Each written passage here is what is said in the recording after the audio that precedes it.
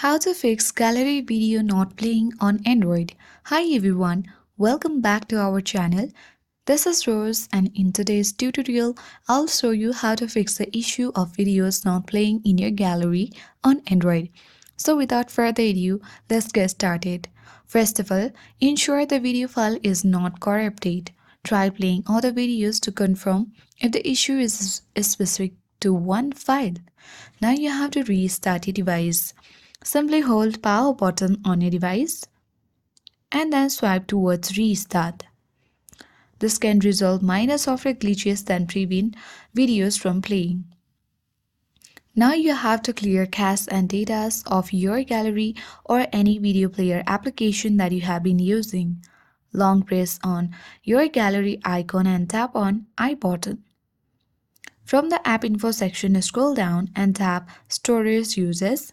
Now tap clear cache and tap clear data. Clearing apps data will delete all your files and settings. The next step to follow is simply make sure your device has enough storage. If your device storage is full, delete unnecessary files or apps to free up space for smooth video playback. To do that, you can easily go to Settings, scroll down to the bottom and tap About Device.